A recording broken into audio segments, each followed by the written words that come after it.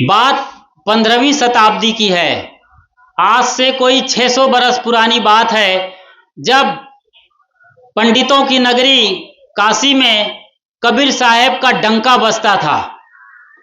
लोग जहां भी कबीर साहब जाते उन्हें सुनने के लिए बेताब हो जाते। उनकी भीड़ उमड़ पड़ती थी। मैदान हो चाहे कोई गलियारा हो, लोगों का हुजूम साहब के पीछे चला करता था।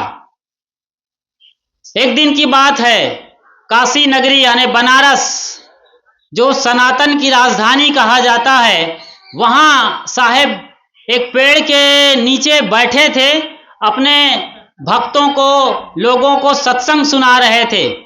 इसी बीच दूर से बड़ा शोरगुल मचा, हो हल्ला की आवाज आई और लोग दौड़ने लगे, भागने लगे। और ये कोई 200 मीटर दूर की बात होगी। एक चौराहे में दो पक्ष लड़ रहे थे, बड़ी जबरदस्त तरीके से लड़ाई और झगड़ा शुरू हो गया था। कहा यह जा रहा था कि उनमें आधे लोग मुसलमान थे और आधे लोग हिंदू थे। हिंदू कह रहे थे कि हमारा ईश्वर बड़ा है, उन्होंने इस दुनिया को बनाया है, उनकी किताबें वेद और पुराण है।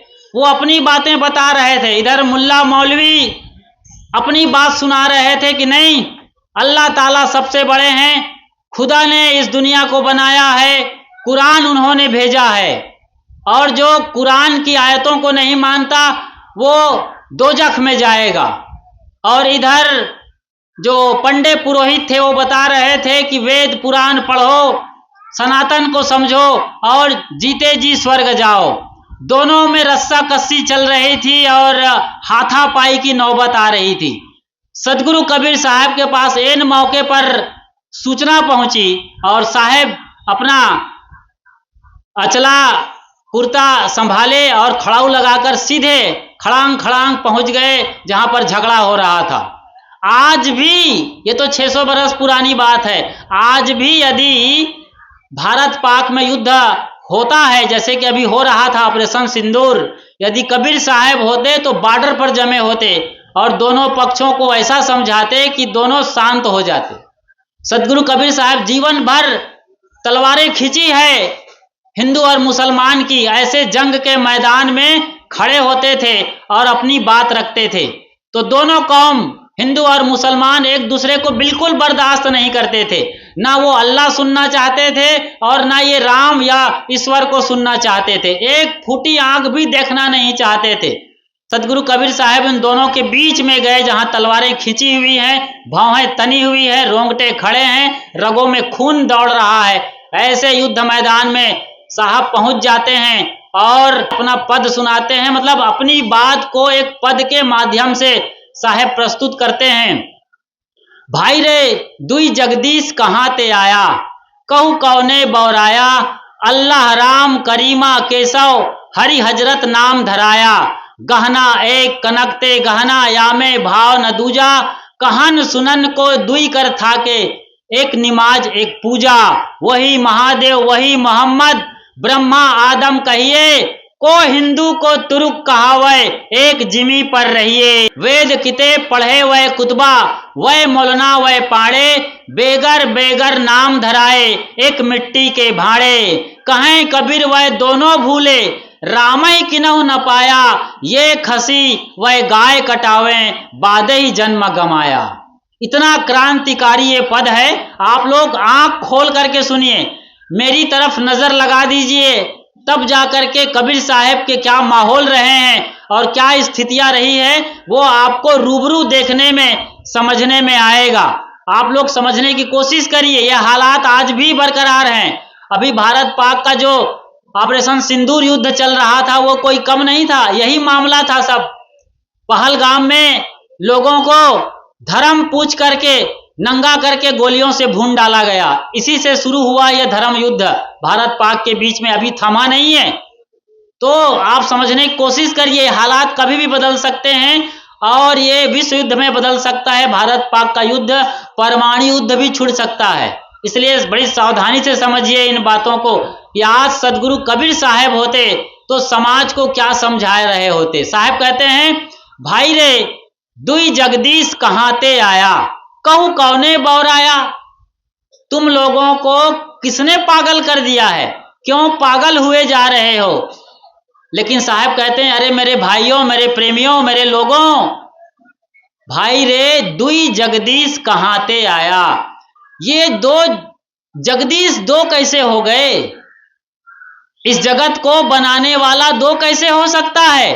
बनाने वाला होगा तुम्हारे हिसाब से तो एक ही होगा, दो अलग अलग नहीं हो सकता, क्योंकि इस जगत में सब कुछ एक बराबर दिखता है। सबके भीतर में वही हड्डी पसली है, वही खून है, वही चाम लपेटा हुआ है। एक है त्वचा हाड़ मलमूत्रा, एक रुधिर एक गुदा, एक बूंद से सृष्टि रची है, को ब्राह्मण को शूद्रा। यहां द्वैत भाव कहां से आ रहा है, दो की बात कहां है। भाई रे दुई जगदीश कहां ते आया। लोग समझना ही नहीं चाहते, अपनी अपनी परंपराओं को, अपनी अपनी मान्यताओं को लेकर के लड़ते ही रहते हैं। जितना युद्ध में खून बहाया गया है, वो सारे खून युद्ध के नाम पर भले बहे हों, लेकिन उनके पीछे धर्म ही रहा है।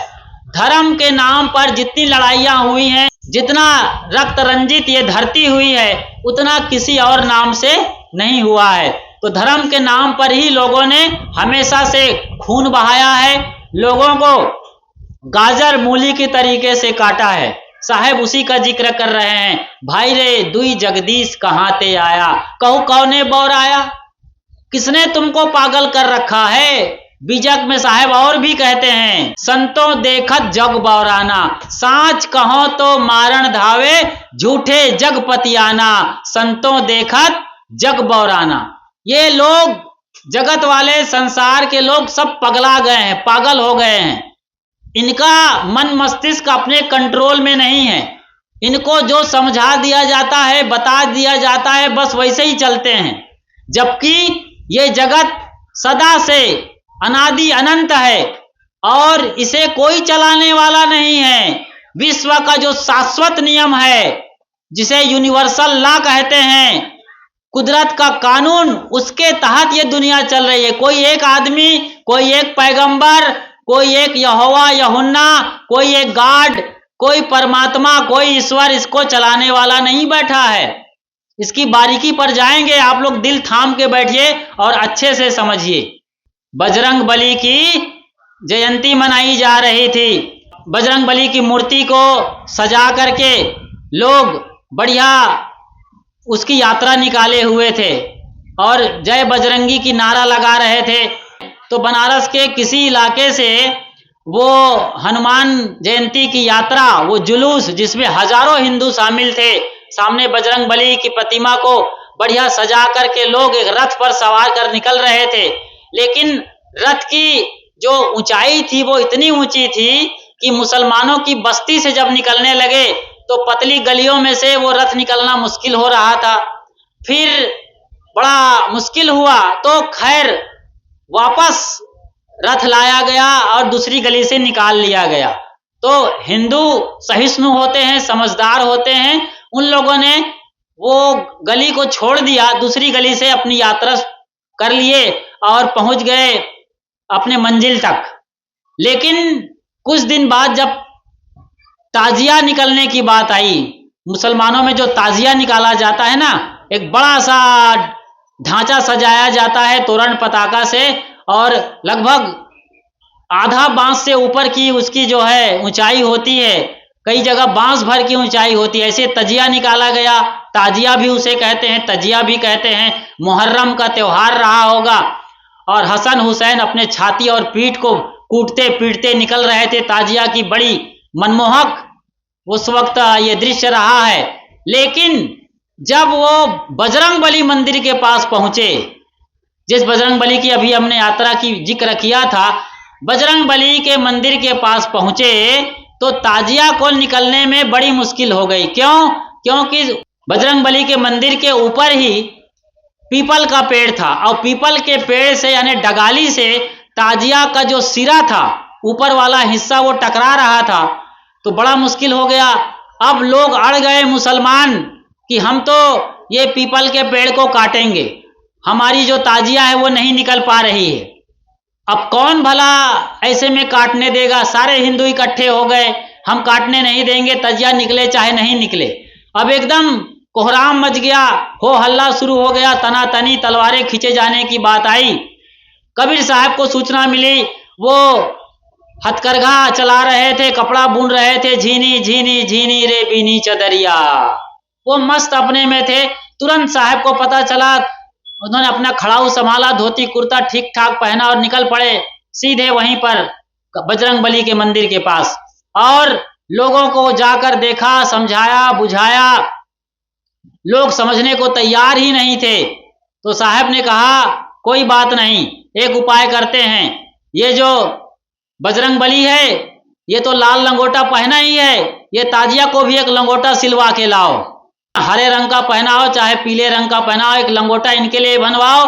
और आज हम देखते हैं बजरंगबली और ताजिया दोनों को लंगोटा कसवा करके करने दो आज मल्ल युद्ध। समझ रहे हैं ना, मल्ल युद्ध।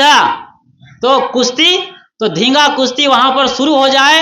अरे दोनों लोग अपना देख लेंगे कि कौन जीतता है कौन हारता है, दोनों फैसला कर लेंगे। बजरंगबली जीतेगा तो बजरंगबली की जीत हो जाएगी, ताजिया जीतेगा तो फिर ये पीपल का पेड़ काट दिया जाएगा, क्या फर्क पड़ता है, थोड़ा सा डगाली भर तो काटना है।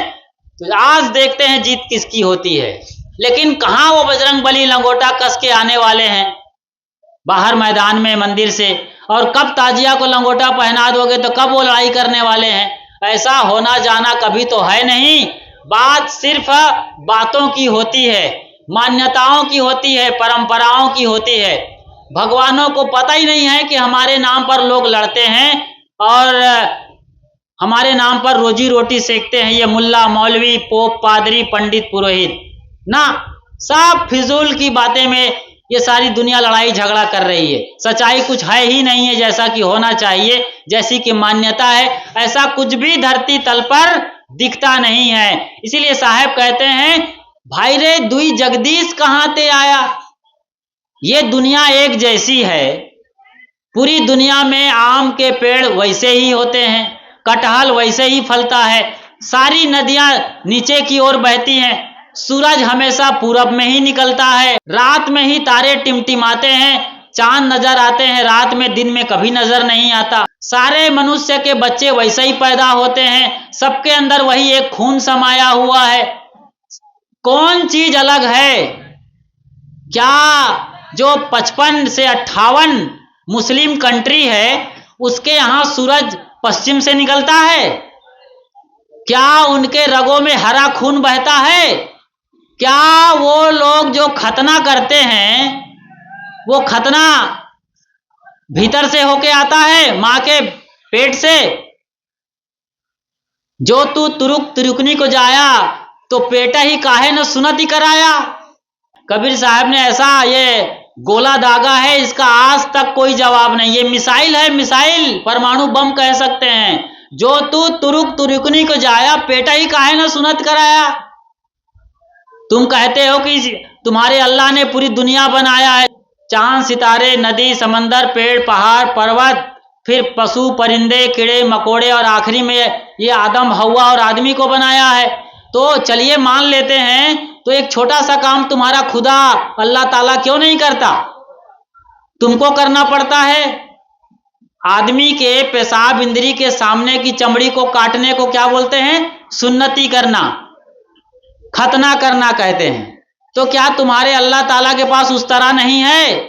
उस तरह है तो क्या भोथरा हो गया है जो काम तुमको करना पड़ता है मुल्ले मौलवियों को? क्या है ड्रामा ये तो वो काम खुद ही कर सकता है, पेट के अंदर से होके आना चाहिए। पंडितों को भी साहब ने फटकारा है जनेऊ के लिए और चोटी के लिए कि किस तरीके से तुम लोग बाहर आकर के चोटी रखते हो, जनेऊ पहनते हो, तो ये मेहरी को क्या पहराया? वो जन्म की सुदृढ़ पर से तुम पाड़े क्यों खाया? साहब कहते हैं तुम तो यज्ञ पवित्र संस्कार करके मतलब 7 धागे का वो जनेऊ पहन लेते हो और अपने को कहते हो कि हम तो पंडित हो गए, ब्राह्मण हो गए। लेकिन तुम्हारी मेहरी ने क्या किया?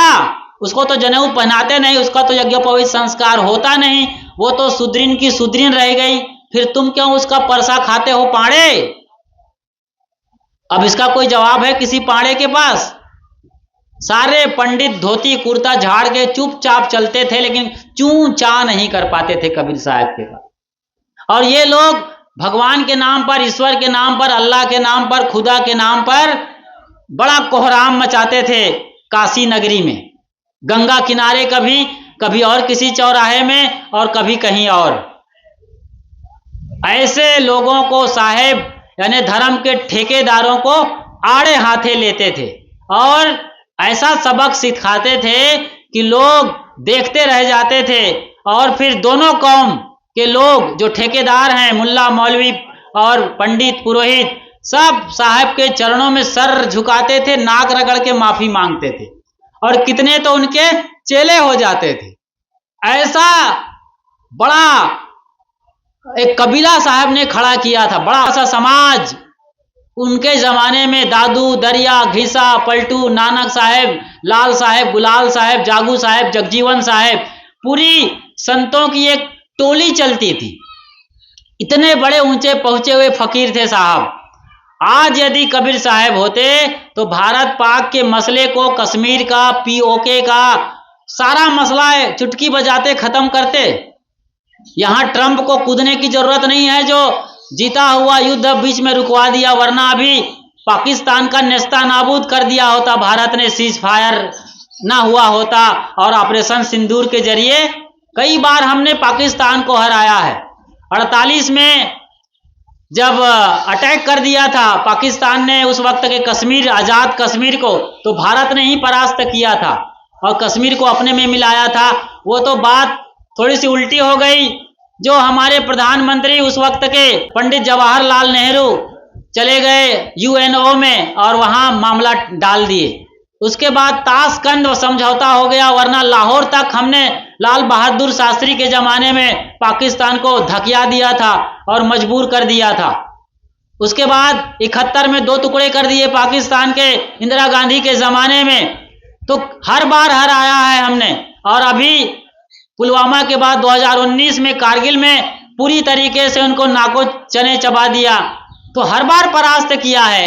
लेकिन ये ऐसा खच्चर है पाकिस्तान कि हर बार कहां कहां से टुटपुंजिए सेना इकट्ठे करके बैसाखी के सहारे गीदड़ भपकी देता है। लेकिन इस बार तो हमने उनके परमाणु बम का जो जखीरा उन्होंने इकट्ठा कर रखा है स्टोर, उसके लॉन्चिंग पैड को ही उड़ा दिया है। वो लॉन्च नहीं कर सकता, फेंक नहीं सकता परमाणु बम भारत के इलाके में। तो इतना बड़ा जबरदस्त उनको मारा गया है और उनके 10-12 एयरबेस को एकदम जमींदोज कर दिया गया है। तो ये जो धर्म के नाम पर, भगवान के नाम पर, परंपरा के नाम पर, रीति रिवाज के नाम पर आपस में जो लोग अपने को कट्टर सनातनी, अपने को कट्टर मुसलमान, जिहादी, फलाना धमाका करते रहते ना साहेब, उन सबको यहाँ पर एकदम आड़े हाथों लेकर सबक सिखा रहे हैं। साहेब कहते हैं, गहना एक कनकते गहना, यामे भाव न दूजा, कहन सुनन को दुई कर थापे, एक निमाज एक पूजा, गहना एक कनकते गहना। देखिए ज्वेलरी की बात साहब कह रहे हैं, गहने की बात कर रहे हैं। कनक मतलब सोना। कनक से तमाम यानी सोने से तमाम तरीके से गहने बनाए जाते हैं। कहीं कड़ा बन जाता है, कहीं कुंडल बन जाता है, कहीं करधन बन जाता है, कहीं कंठा बन जाता है। सोना वही है। कान में पहनती हैं अम्मा लोग तो फिर कान के बाला बन जाती हैं, नाक पर उसी को पहनती हैं तो नथुली बन जाती है, और मांग पर लगाती हैं तो मंगलसूत्र बन जाते हैं, या गला पर लगाते हैं तो नेकलेस बन जाता है। कितने रूप हैं, लेकिन सबके गहने को निकाल करके गला दिया जाए आग में तो फिर वही सोना का सोना है।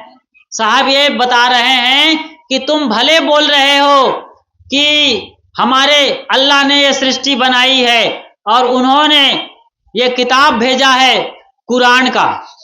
एक बार मैं जा रहा था ट्रेन से तो यही बात बोल रहे थे एक मुसलमान, जिनमें मुल्ला मौलवी शामिल थे, कि अल्लाह ताला ने कहा कुन फाया कुण फाया बोला और ये पूरी कायनात बन गई। हमने कहा अच्छा, पूरी दुनिया बना दिया, मतलब चांद सितारे पेड़ पहाड़ नदी समंदर पर्वत और कीड़े मकोड़े पशु परिंदे आदमी और औरत सब बना दिया। कहा ठीक, बना दिया, अच्छी बात है। तो हमने पूछा, जब उन्होंने सारा कुछ बना दिया और आगे बोला कि उन्होंने कुरान भी भेजा है, अच्छा तो कुरान उन्होंने लिखा है कि क्या किया है? नहीं, कुरान उन पर उतरी है। कुरान की सारी आयतें पैगंबर हजरत मोहम्मद साहब पर उतरी हैं। ये इस्लाम के लोग बोलते हैं, यानी मुसलमान लोग सब बोलते हैं। तो हमने कहा उतरी है, चलो ठीक है, तो कहाँ से उतरी है? तो कहे आसमान से उतरी है। तो मैंने कहा क्या तुम्हारा अल्लाह ताला या खुदा आसमान में प्रेस बैठाया है? आसमान में प्रेस बैठाया है, छापा खाना, जहां से छाप छाप के नीचे गिरा रहा है। अब तो देखो तो का बक्का नहीं फूट रहा है उनका, मुल्ला मौलवी का, जब मैंने ये पूछा। फिर कहते हैं कि हम नमाज अदा करते हैं 5 बार, मस्जिद बनाते हैं। तो मैंने कहा कबीर साहब की बानी नहीं सुना है आपने? कंकड़ पत्थर जोड़ के मस्जिद लिया चुनाए, ता चढ़ मुल्ला बांग दे, क्या बहरा हुआ खुदाए। अरे तुम लोगों ने कंकड़ पत्थर इकट्ठा कर लिया, मस्जिद बना लिया, और उस पर जो टावर बनाते हो, आज टावर के नाम पर एक बड़ा सा स्तंभ खड़ा कर देते हैं और उस पर पोंगा बांध देते हैं, वही लाउड स्पीकर, ता चढ़ मुल्ला बांग दे, क्या बहरा हुआ खुदा है। एक करारा तमाचा जड़ते हैं मुसलमानों को साहब। उस जमाने में जबकि दिल्ली में सिकंदर लोदी बैठे थे, मुसलमानों का शासन था, सोचिए जरा, पूरा साम्राज्य भारत में मुसलमानों का चल रहा था। उस मुस्लिम सल्तनत के काल में साहेब एक कपड़ा ऊपर ओढ़ते थे जैसे हमने पहन रखा है, नीचे एक लुंगी जैसा लगा रखते थे, और उनके पैरों में खड़ाऊ होती थी और एक हाथ में कमंडल, और कुछ नहीं होता था। गले में कंठी माला है, सिर में जटाजूट है, दाढ़ी बड़ी हुई है, और कुछ भी नहीं है इसके अलावा। ऐसे ही एकदम नग्न खड़े हो जाते थे। कई बार सिकंदर लोदी के सामने खड़े हुए, और कई बार सिकंदर लोदी के सेनापति शेख तकी, बाद में उनके पीर हो गए, गुरु हो गए। शेख तकी ने तो कितना षड्यंत्र किया कबीर साहब को मारने का। 52 कसनी की बात यहीं आती है। कभी कबीर साहब को जंजीर में बांधकर गंगा में फेंकवा दिए, कबीर साहब गंगा की धारा पर बैठे हुए नजर आ रहे हैं। कभी मदमस्त हाथी को छोड़ दिया गया कबीर साहब के सामने शराब पिलाकर, और वो हाथी साहब के चरणों में जाके सरेंडर हो रहे हैं, पाए लागी कर रहे हैं। ऐसे 52 तरीके से उनको मारने का षड्यंत्र रचा गया, लेकिन कबीर साहब का कोई बाल बाका नहीं हुआ। जाको राखे साइया और मार सके ना कोई, बाल न बाका कर सके जो जग बैरी होए। साइया कौन है? जो सत्य के रास्ते पर चलता है।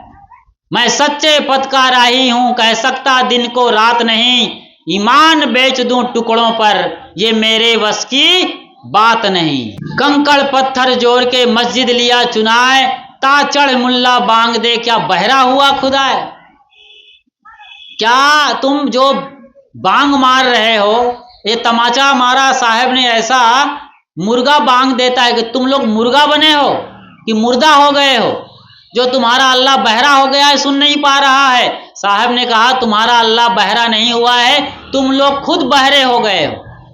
जो मुर्गा मुर्गी मारते हो, गाय काटते हो, क्या गाय के अंदर से आवाज नहीं सुनाई देती? उनकी पुकार, उनकी तड़फन, उनकी आंखों में तुम पढ़ नहीं पाते हो, अंधे हो गए हो? मरती हुई गाय कितनी चित्कार कर रही, सुन नहीं पा रहे हो? चाहे बकरी मारो, भेड़ा मारो, ऊंट को काटो, जो भी मार रहे हो, सबकी आंखों को देखो, एक करुण पुकार है, चित्कार है, बचाओ बचाओ। और तुमको उनकी जो हाय लगेगी उससे कभी नहीं बच पाओगे। ये सारे मांस खाने वाले भी समझ लीजिएगा। यहां यदि कोई पंडित भी बैठा हो पाड़े, तो साहब ने उनको भी नहीं छोड़ा। गलत तो गलत होता है जी। साहब ने कहा संतो पाड़े निपुण कसाई, बकरा मारी भैंसा पर धावे, दिल में दर्द न आई। संतो पाड़े निपुण कसाई, उस जमाने में बोल रहे थे साहब। सनातन की राजधानी काशी में बोल रहे थे। सोचिए जरा, शासन भले ही मुगलों का था, लेकिन हिंदू राष्ट्र रहा है, आज भी है, कल भी रहेगा, हमेशा रहेगा। उनके बीच जो गलत कर रहे हैं, साहब किसी को नहीं छोड़ते हैं। इस पद में हम आगे जाएंगे तो इसका सारा विवरण मिलेगा, एक एक लाइन समझने लायक है साहब की। तो तुम बहरे हो गए हो, इतना बड़ा टावर पर चढ़कर चिल्लाते हो और आज भी लोग अजान मार रहे हैं। कैसे लोग निर्दय हो गए हैं। बिस्मिल्लाह रहमाने रहीम सल्लल्लाह, इतने बढ़िया फरियाद करते हैं कि अल्लाह ताला बिल्कुल निहायत रहम दिल वाला है। अल्लाह ताला निहायत रहम दिल वाला है। उसके नाम पर ऐसे बेरहमी का काम, कसाई का काम, जो तोहरा को पाड़े कहिए तो काको कहिए कसाई, साहब ने पंडितों को भी नहीं छोड़ा है कि पंडित हो करके जिभ्या के लंपट बने हो और मुर्गा मुर्गी मछली अंडा को सब मार मार के जला जला के कढ़ाई में सेक सेक करके आमलेट खा रहे हो तुम लोग, चिकन चिल्ली उड़ा रहे हो, एग रोल खा रहे हो। आज भारत में हिंदू राष्ट्र चाहते हैं कि बने, आप अपने आप को कट्टर सनातनी कहते हैं, बावजूद इसके क्या हो रहा है, पंडितों के घर ब्राह्मणों के घर आज मांस पक रहा है। ये बड़ा दुर्भाग्यजनक है, कहने में बड़ा दुख हो रहा है, मुझे तकलीफ हो रही है। लेकिन मैं चाहता हूं कोई एकाध घर संभल जाए, जिन घरों में खाया जाता है उनके घर का एक आदमी जाग जाए, एक नौजवान जाग जाए, एक निकल जाए वहां पर कोई भगत सिंह जो अंग्रेजों का मुकाबला करता है, उनके असेंबली भवन में बम फोड़ देता है। ऐसी औकात, ऐसी ताकत, ऐसा इंकलाब चाहिए। ऐसे जवानों की जरूरत है आज देश को, जो अपने ही घर में हो रहे अत्याचार, कुरीति और आडंबर, ढोंग, पाखंड, कर्मकांड, ढोंग, ढकेसले, झूठ, हिंसा, फरेब, भ्रम, अंधविश्वास को नस्तनाबूद करने की औकात रखता हो। ऐसे जवान चाहिए इस देश को। ऐसे 10-12 जवान भी मिल जाए तो भारत का कायाकल्प हो जाएगा, फिर कोई भी देश उंगली नहीं उठा सकता है। तो भारत को आज खान पान, रहन सहन, बोली भाषा, उठना बैठना, संस्कार और सभ्यता को सुधारने की जरूरत है, जो लगातार धर्म के नाम पर ही पतन की ओर जा रहा है। झूठे धर्म को आदमी आज पाल रहा है, सच्चा धर्म भूल गया है। दया, क्षमा, संतोष, मानवता, विवेक, विचार, ये सद्गुण भूल गया है। काम, क्रोध, हिंसा, लोभ, मद, माया, मत्सर में ही आदमी पड़ा हुआ है। कहां जा रहा है रसातल की ओर देश आज। भ्रष्ट देशों की सूची में भारत का नंबर 100 के पास आता है। ऐसे ऐसे तो भारत की लीला चल रही है। तो साहब इसीलिए कहते हैं कि भाई तुम लोग दो दीन के नाम पर, दो कौम के नाम पर लड़ाई मत करो, कुछ भी हासिल होने वाला नहीं है। सब एक हैं, सब उसी परमात्मा के भेजे हुए हो, जिसको कुदरत का कानून कहा जाता है। इसी प्रकृति ने, इसी धरती माँ ने हमको जन्म दिया है। सबका शरीर एक बराबर है, सबको कांटा लगने पर दर्द होता है, मच्छर काटने पर चुभन होती है, सबको एक तरीके से दुख दर्द हो रहा है, सबको सुख शांति चाहिए, सबको प्रेम और सम्मान चाहिए। फिर किस भाव से आप लोग अलग हो और किस भाव से दूजापन बना रहे हो। गहना एक कनकते गहना, या में भाव न दूजा, कहन सुनन को दुई कर थापे, एक निमाज एक पूजा। तुम पश्चिम दिशा में दीवाल खड़ी करके बोलते हो कि इधर अल्लाह ताला है, पश्चिम है, वुजू करते हो, नमाज करते हो 5 वक्त, और इधर पूरब दिशा हरि को बासा, पश्चिम अल्लाह मुकामा। साहब की बात कितनी गहरी है, चोटदार है, सुनिए तो सही, समझिए तो सही, उतरने दीजिए दिल में आज। पूरब दिशा हरि को बासा, पश्चिम अल्लाह मुकामा, दिल में खोज दिलही माँ खोजो, यह करीमा रामा। इतनी बड़ी विश्व की एकता की बात करने वाला इस दुनिया में आज तक कोई नहीं हुआ है, न है न कभी होगा। वैश्विक एकता के सजग प्रहरी, क्रांतिकारी, मार्तंड, ज्ञान मार्तंड सदगुरु कबीर साहब कहते हैं, यह करीमा रामा, दिल में खोज दिलईमा खोजो, यह करीम और राम, खुदा अल्लाह ताला और ईश्वर परमात्मा इसी दिल में बैठा है। भले ही तुम पूरब में जल ढारो, पूजा करो, कोई फर्क नहीं पड़ता है। डालो, तुम पश्चिम में अजान लगाओ, चिल्लाओ, पुकारो, अपनी अपनी जगह दोनों सही है। सबको अपनी स्वतंत्रता है, अधिकार है अपने ढंग से अपने माने हुए भगवान को, परमात्मा को, अल्लाह को, गॉड को, लॉर्ड को पुकारने का करिए, मगर भीतर जो पुकारा जा रहा है, भीतर दिल में खोज दिलही में खोजो यह करीमा रामा, लोग ये समझ नहीं रहे हैं। आप जब भी कोई काम करना शुरू करिए, चोरी, हिंसा, हत्या, व्यभिचार, कोई भी पाप कर्म करिए, पहले आपका दिल धड़केगा, धक धक करेगा, 1000 बार मना करेगा, चाहे आप अकेले में कर रहे हो, दुकेले में कर रहे हो, 1000 बार यहां परमात्मा बैठा है, इसकी आवाज आती है कि रुक जाओ, ये पाप कर्म मत करो, इसका खामियाजा भुगतते भुगतते तुम्हारी कई पीढ़ियां गुजर जाएगी, लेकिन तुम बचोगे नहीं। ये आवाज कौन देता है, कौन पुकारता है भीतर बैठ के? लोग बाहर ढूंढ रहे हैं, हाय हाजिर तही दूर बतावे, दूर की बात निराशी, पानी में मीन पियासी, मोहे सुन सुन आवत हासी, पानी में मीन पियासी। लोग दूर बता रहे हैं, चांद, सितारे, नदी, समंदर, तीर्थ स्थल, न जाने कहां कहां, काशी, काबा, कैलाश में भटक रहे हैं लोग। इधर जम्मू कश्मीर के वैष्णव देवी अमरनाथ से लेकर के दक्षिण भारत के कन्याकुमारी तक जा रहे हैं, वहां पर सोचते हैं भगवान होगा, पूजा करेंगे, प्रार्थना करेंगे, हमारी बात सुनेंगे और हमारा घर सुख शांति और समृद्धि से भरपूर हो जाएगा। इधर मुंबई के मुंबईया देवी से लेकर कोलकाता की काली माई तक लोग यात्रा कर रहे हैं, दौड़ कर रहे हैं, पुकार कर रहे हैं। कौन आता है बचाने? कोरोना में कोई बचाने आया? आपने देखा, समझा अच्छी तरीके से, ज्यादा दिन नहीं हुआ है, कोरोना में लाखों करोड़ों लोग मारे गए। किसी भी देश के पास, किसी भी गवर्नमेंट के पास कोई डेटा नहीं है कितने अरब खरब लोग मारे गए।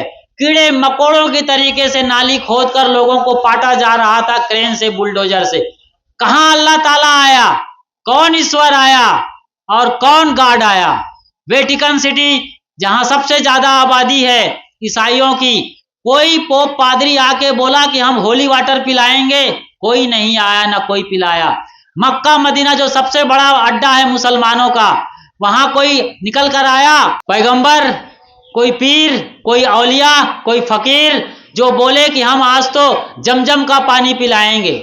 कुछ नहीं, कोई मुल्ला मौलवी नहीं आया, ना किसी को पिलाया गया। कम से कम 58 देशों के मुस्लिम राष्ट्र के लोगों को बचा लिया जाता, वहां भी मारे गए। ईसाई सबसे ज्यादा मारे गए, कोई वेटिकन सिटी से नहीं आया, ना कोई पादरी होली वाटर पिलाया। ऐसे ही हिंदुओं की बात करें, भारत की बात करें, तो कोई पंडित पुरोहित आया, कोई जगत गुरु आया, कोई शंकराचार्य, कोई मठाधीश, कोई अखाड़ा के प्रमुख, कोई नहीं आया जो कहे कि हम पवित्र गंगा जल पिलाएंगे और ये कोरोना एकदम दुम दबा के भाग जाएगा। वैसे कोरोना वापस आ रहा है, ये समाचार भी मिल रहा है, भारत में कई जगह आ चुका है। थोड़ा सावधान रहिएगा, बचकर रहिएगा। तो कोरोना के दौरान हमने देखा है कि कोई भगवान, कोई भगवती, कोई देवी, कोई देवा, कोई पैगंबर, कोई ईश्वर, कोई अल्लाह, कोई गॉड नहीं आया। उल्टे सारे मंदिरों में, सारे मस्जिदों में, सारे गिरजाघरों में बड़े बड़े ताला लग गए, किलो किलो भर के। उल्टे सारे मंदिरों को सैनिटाइज किया जा रहा था और पंडित पुरोहित, मुल्ला मौलवी, पोप पादरी सब दुम दबाकर बिल में घुस गए थे। सब लगातार हाथ धो रहे थे, सैनिटाइजिंग कर रहे थे और फूंक फूंक कर कदम रख रहे थे। घर के अंदर अपने लोगों के बीच भी एक दूसरे से दूरी बनाए रहे थे। कौन आया बचाने में? कौन आता है? कोई भगवान ऐसा नहीं है आसमान में। भाई रे दुई जगदीश कहां ते आया, कहू कौने बौराया। सारे लोगों को मत मजहब के नाम पर भरमा दिया गया है, गलत सीख दी गई है, झूठी बात बताई गई। कोई ऊपर में आसमान में कोई भगवान बैठता है, कोई अल्लाह बैठा है, कोई पैगंबर बैठा है, कोई नहीं है। भगवान भीतर बैठा हुआ है। कहते हैं अल्लाह ताला बोलो, गॉड बोलो, भगवान बोलो, पैगंबर बोलो, वो पूरी दुनिया बनाए। जैसे कि हमने बताया, चांद, सितारे, नदी, समंदर, पेड़, पहाड़, पर्वत, कीड़े मकोड़े और जंतु जानवर, फिर आदमी बनाए। अब आदमी को बना करके पछताने लगा भगवान, चाहे खुदा कहो, चाहे गॉड कहो, ईसाई गाड कहते हैं, मुसलमान खुदा अल्लाह ताला पैगंबर कहते हैं, हिंदू परमात्मा परमेश्वर भगवान ईश्वर कितने सारे नाम लेते हैं। वो एक बहुत पछताने लगा, क्योंकि आदमी की खोपड़ी बहुत तेज होती है। भगवान सोचने लगा कि यदि मैं अंतरिक्ष में भी बैठ जाऊं, क्यों सोचने लगा वो?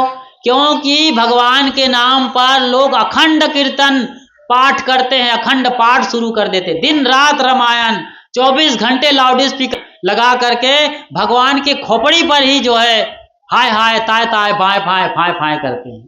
अरे आप भगवान को सोने भी दो कुछ सेकंड के लिए, कुछ घंटे के लिए। लगातार चलते हैं ये, जब मौके आते हैं तो अखंड पाठ रामायण के और अन्य ग्रंथों के। पगला जाए भगवान सुन सुन करके, चकरा जाए दिमाग, पागल खाने में भर्ती करने पड़ जाए, ये हालत करके रखे लोगों ने। भगवान चिंतित हो गए, ये होगा तो क्या करूंगा मैं। और वो लोग रमजान के महीने में नमाज चिल्ला चिल्ला करके और लाउड स्पीकर से अजान लगा लगा करके मेरे खोपड़ी को में एक छेद पैदा कर देंगे। उनका पैगंबर भी घबराया, वो संदेशवाहक पैगंबर, वो भी घबराया कि क्या करूं। उधर गार्ड वाले भी रात दिन प्रेयर कर रहे हैं गिरजा घर में, जब देखो तब सुबह शाम, जिसको जब मौका मिल जाए गिड़गिड़ा रहे हैं, चिल्ला रहे हैं। उन सारे भगवानों ने अपने आप को देखा, समझा कि हम परेशान हो जाएंगे, आदमी दिन रात हमको दौड़ाए रहेगा, भगाए रहेगा, चिल्लाएगा, शोरगुल हल्ला, कभी सोने का, कभी चैन से बैठने का, कभी मौका नहीं देगा। तो ये तीनों इकट्ठे हो गए, या आप इन तीनों को एक मान लो। इनमें से सबने सोचा, उस एक ने सोचा कि अब मैं जाऊं तो जाऊं कहां। अंतरिक्ष में जाऊंगा तो वहां भी यूरी गागरिन पहुंच जाएगी, राकेश शर्मा पहुंच जाएंगे, सुनीता विलियम्स पहुंच जाएंगी, कल्पना चावला पहुंच जाएंगी, वहां भी मुझे चैन नहीं है।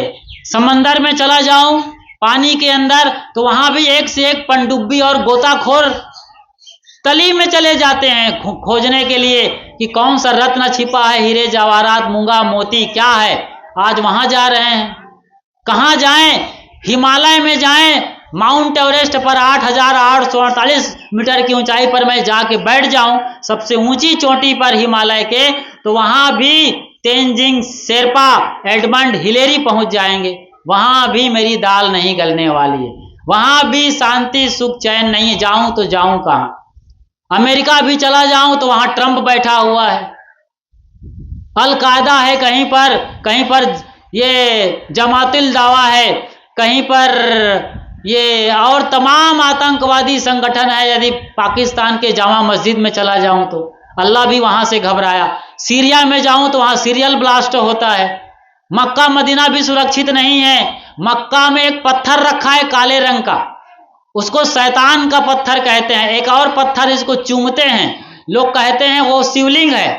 मक्का शिवलिंग रहा है, शिव की नगरी रहा है कभी, क्योंकि बृहत्तर भारत अफगानिस्तान से लेके बर्मा तक फैला हुआ था। मक्का में शैतान का पत्थर है और एक भगवान का यानी अल्लाह का, वो चूमते हैं, एक पत्थर को मारते हैं। तो पत्थर मारने के दौरान, पत्थर मारने की रस्म अदायगी में ऐसी भदगड़ मचती है कि हर साल मक्का में धक्का में मुक्का में, हर साल मक्का में धक्का मुक्का में, मक्का में 1000 से 500 लोग मारे जाते हैं। वहां से भी अल्लाह ताला घबरा गया, वहां भी मुझे नहीं जाना है। कहां जाऊं? ऊपर नीचे दाएं बाएं सब जगह से। तो कबीर साहब के पास काशी पहुंचे। ये अल्लाह और ये भगवान और ये गाड कहे, प्रभु एकमात्र सहारा आप ही बचाएंगे। त्रिकालदर्शी हैं, सर्वज्ञ हैं, सर्वंतर्यामी हैं, आपसे बड़ा कौन भगवान है, कौन प्रभु है। कबीर साहब ने ऊपर से नीचे तक तीनों को देखा और जमकर फटकारा, बेवकूफों, नौटंकी करते हो खुदा बनने का, भगवान बनने का, गाड बनने का, अकल जरा भी नहीं है। इतनी भी अकल नहीं है और डींग हाँक रहे हो कि हमने दुनिया बनाई है। इतना बड़ा झूठ बोलते हो, इतना बड़ा प्रोपेगेंडा फैला रखे हो। और 145 ईसाई देश को ये गाड और 58 मुस्लिम देश को ये अल्लाह और बाकी जो देश है हिंदू राष्ट्र, उनको ये भगवान बरगला रहा है कि हमने बनाया, हमने ये किया है। कुछ भी नहीं आता तुम लोगों को, बना करके भी तुम पछता रहे हो। क्या तुम लोग अपने आप को साबित करना चाहते हो? बेवकूफों, मेरी बात सुनो। और साहब ने उन तीनों के कान में मंत्र दिया। क्या मंत्र दिया? कि तुम लोग आज के बाद कहीं मत जाओ, जहां जाओगे ढूंढे जाओगे तो चुपचाप लोगों के दिल में जाके समा जाओ। दिल में खोज दिलही में खोजो, यह करीमा रामा। तब से भगवान वो ताकत जिसे सुप्रीम पावर कहा जाता है, सुप्रीम गॉड कहा जाता है, इस दुनिया का कर्ता धर्ता कहा जाता है, वो हमारे दिल में आके बैठा हुआ है। मैं बता रहा था, जब भी आप कुछ भी करेंगे, चाहे वो अच्छा काम, तो खुशी भी दिल से ही निकल के आती है मूलतः, भले चेहरे से प्रकट होती है लेकिन आपका दिल खिल जाता है। वहीं जब आप पाप कर्म करेंगे तो कचोटेगा, मना करेगा बार बार कि पाप कर्म मत करो, इसकी सजा आपको मिलेगी, चाहे कितने अकेले दुकेले में करो। समझने वाली बात है। तो भगवान परमात्मा, वो गॉड, वो अल्लाह, वो खुदा यहां बैठा हुआ है। इसको कोई नहीं समझना चाहते और लोग भाग रहे हैं, दौड़ रहे हैं नदी, पहाड़, पर्वत, समंदर में, जहां तहां जड़ पिंडी बना करके नाक रगड़ रहे हैं, पत्थरा का अपने ही देवता बना लिया है। पाहन पूजे हरि मिले तो मैं पूजू पहाड़, याते तो चाकी भली पीस खाए संसार।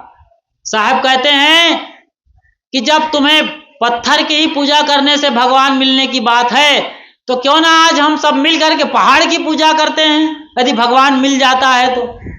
भगवान ऐसे नहीं मिलता, भगवान तो भीतर है, बाहर काहे को मिलेगा। हाँ, बाहर सृष्टि की, बाहर जो जगत है, पेड़ पौधे, पानी, समंदर, जो भी है, नदी, तालाब, पोखरे और जो पेड़ पौधे हैं और जो भी है आपके आसपास, पूरा एनवायरनमेंट, पूरा सिस्टम खड़ा है, उनको संभालो, उनको बचाओ। इसीलिए हमारे पुरखे बड़े जानकार थे।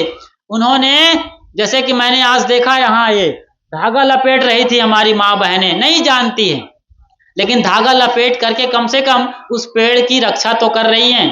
उनके पति की रक्षा हो ना हो, पेड़ की रक्षा हो रही है। पेड़ वो कटेगा नहीं, उस पेड़ को कोई नहीं काट सकता।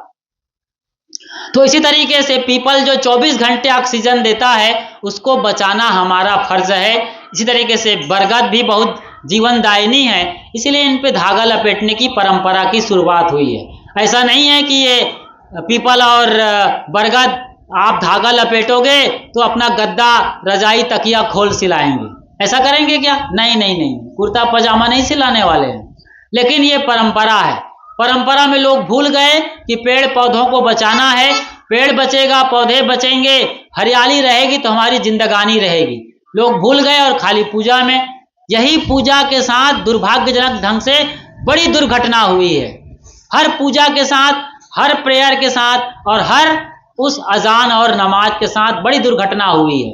साहब कहते हैं, पाहन पूजे हरि मिले तो मैं पूजू पहाड़, याते तो चाकी भली पीस खाए शंकर।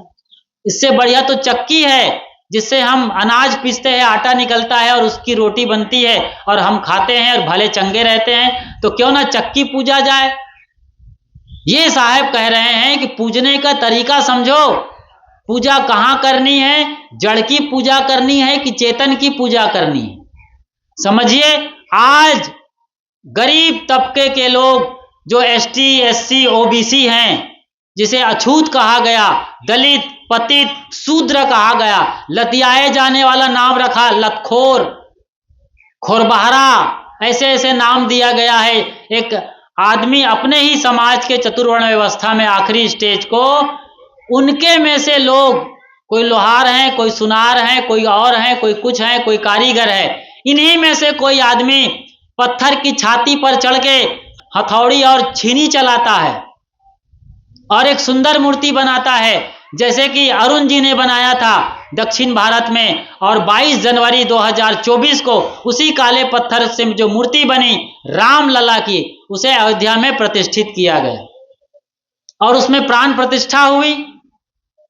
प्राण प्रतिष्ठा हुई है कि नहीं हुई है? हुई है। मिलेंगे राम लल्ला खेलते हुए, मिलेंगे अयोध्या में धनुष बाण लेकर के। आप जाएंगे तो लड्डू चढ़ाएंगे तो खाएंगे, सरयू में नहाने जाते हैं, आशीर्वाद देंगे। ऐसा होता है। प्रतीकात्मक रूप से किसी विशिष्ट व्यक्तित्व को प्रदर्शित करने के लिए उसकी मूर्ति लगाना, उसकी हिफाजत करना जरूरी है, लेकिन उससे मुक्ति मांगना, मोक्ष मांगना, भोग मांगना, बच्चे को परीक्षा में पास हो जाए, ऐसा कभी नहीं होगा कि भैंस भी आएगी बजरंग बली की कृपा से, कि शिव जी की कृपा से बहू का कोख खुल जाएगा। अरे शिव जी अपने पत्नी का कोख नहीं खोल पाए, खुदे पति, खुदी पत्नी पार्वती, कहां से खुला कोख पार्वती का, कभी आपने देखा है? ये है पंडित, ये है ब्राह्मण जो एकदम इंकलाब की बात करते हैं। इसलिए साहब कहते हैं, पंडित सो बोलिए हितकारी और मूर्ख सो रहिए झकमारी। पंडितों का साहेब सम्मान करते हैं, लेकिन असली पंडित का, नकली पंडित का नहीं, जो झोला भरने वाला है, जो लूटने वाला है गरीब तबके के लोगों को, इसका नहीं, जो चालबाज और घूसखोर पंडित है, नहीं, असली पंडित की साहब पूजा करते हैं, सम्मान करते हैं, उनकी मर्यादा करते हैं। पंडित सो बोलिए हितकारी, मूर्ख सो रहिए झकमारी। तो ये पंडितों ने माफ नहीं किया भगवान को। पार्वती को बांझ न कहिए, ईश्वर न कहिए भिखारी, कहें कबीर कर्ता की बातें, कर्म की बात निनारी। कितनी गजब की बात कर रहे हैं साहब। अब भोले शंकर, शिव से आप मुक्ति मोक्ष भोग चाहते हो, बहू को बेटा चाहते हो, उसकी अपनी पत्नी का खुद का कोख नहीं खोल पाए हो। कहते हैं गणेश को नहाते नहाते मैल से बनाया था। अब आप जानिए, आपकी कहानी है, ये कहानी कहां तक सच है कहां तक झूठ है आप सब जानते हो। ऐसा संभव है नहीं, असंभव घटना है, लेकिन मान्यता है। और लोग आज भारत के भेड़िया धसान बुद्धि बेचकर, विवेक बेचकर ऐसा मानते रहते हैं। ये कबीर साहब का मंच है, ये अनुमान लगाने का नहीं है, अनुभव करने का मंच है। ये मंच आंख मूंद कर श्रद्धा करने का नहीं है, सत्य को आंख खोल कर देखने का मंच है। ये मंच विश्वास करने का नहीं है कि पंडित जी बोल रहे हैं, या कोई टीवी में जो चैनल गुरु आते हैं, अनिरुद्धाचार्य से लेकर देवकीनंदन ठाकुर और जया किशोरी से लेकर के वो क्या हेमलता या प्रेमलता, जो भी आते हैं और आती हैं, उनकी वाणियों को विवेक करो, विचार करो, आंख मूंद करके मत मानो। साहब ये समझाते हैं, अनिरुद्धाचार्य तो बोलते हैं कि गाय को गेहूं खिलाओ, गोबर निकलेगा, गेहूं भी कुछ दाने आएंगे, इकट्ठा करो, सुखाओ उसको धो करके, फिर उसको आटा बनाओ पिसवा करके, उस आटे की रोटी को बहू को खिलाओगे तो बहू जो 25 साल से बांझ है उसको बच्चा हो जाएगा। ऐसी बड़ी झूठ बोलते हैं लोग, चैनल गुरु, और आप लोग हाथ जोड़ के खड़े रहते हैं उनके सामने। सत्संग मतलब सत्य को ज्यों का त्यों देखना, सत्य को ज्यों का त्यों देखो, समझो, विवेक करो, विचार करो। तो ये मंच विवेक करने का है, विचार करने का है, विश्वास करने का नहीं। इतने बड़े आप कबीर साहब के मंच पर बैठे हुए हैं, क्रांतिकारी मंच है, जो अजल्यमान मार्तंड, जिसने सभी तरह के धर्म के नाम पर के कूड़े कचरे को जला करके भस्म कर दिया। ऐसे साहब के मंच में आप बैठे हैं और ऐसे साहब के मंच को आप सुन रहे हैं। हमारे गुरुदेव सदगुरु अभिलाष साहब थे, जो गोंडा के इलाके में पैदा हुए थे और लगातार अपनी वाणी के बौछार से, प्रहार से देश को जगा रहे थे। इतना बड़ा उनका उपकार इस देश में है, आप लोग समझिए इस बात को। तो साहब कहते हैं कि दो जगदीश के नाम पर लड़ो मत, सब एक है, मानवता एक है, कोई अनेकता नहीं है। भले ही अनेकता और रीति रिवाज परंपरा में, अनेकता में एकता भारत की विशेषता है। 33 करोड़ देवता हो, अल्लाह, पैगंबर, यहोवा, यूहन्ना, गॉड, लॉर्ड जैसे और कितने सारे सुप्रीम पावर सृष्टिकर्ता हो जाएं, लेकिन कोई एक ही सृष्टि को चला रहा है। वो सृष्टि को चलाने वाला भी कोई सुदर्शन चक्रधारी नहीं है, त्रिशूलधारी नहीं है, गदाधारी नहीं है, धनुषधारी नहीं है, ना कोई निर्विकार है, ना कोई और किसी रूप में है। वो जगत का नियम है, इसको सृष्टि का नियम कहते हैं, विश्व का शाश्वत नियम। इसी को आज इंग्लिश में यूनिवर्सल लॉ कहते हैं।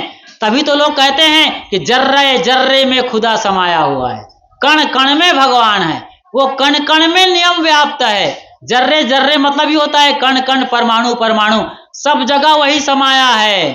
सब घट मेरा साइया, सुनी सेज न कोय, बलिहारी तही साज की, जाघट परगट होए। चेतना का निम्नतम स्तर जड़ के अंदर समाया हुआ है। जड़ के गुणधर्म उसे कहते हैं। एक बीज जमीन में जाएगा, पानी, नमी, खाद, हवा, प्रकाश मिलेगा तो कुछ दिन, हफ्ते, महीने में वो धरती का सीना फोड़ करके अंकुरित होकर के आएगा, लहराएगा और फिर विशाल बरगद बन जाएगा। इसके लिए कोई भगवान की, कोई खुदा अल्लाह ताला पैगंबर की, कोई लाड और गार्ड की जरूरत नहीं है। ये बीजी असर है। हर बीज में यह गुण समाया हुआ है और इसको किसी भगवान ने, पैगंबर ने, गार्ड ने नहीं डाला है इस गुण को। सदा से ही बीज में यह गुण समाया हुआ है। सदा से, अनादि अनंत काल से दुनिया चल रही है। हवा ऐसे ही बह रही है, सूरज ऐसे ही निकल रहा है, पानी से वैसे ही लोग तृप्त हो रहे हैं, सबकी जिंदगी चल रही है। मिट्टी, पानी, आग, हवा, प्रकाश, चांद, जितने भी ये भगवान के पूजे जाने योग्य हैं, सब सदा से हैं, कभी कोई काल में बने नहीं हैं। हाँ, बदलती है, स्थितियां बदलती है। कहीं नदी है तो नदी काट करके गांव में घुस जाती है तो गांव वाले उधर चले जाते हैं।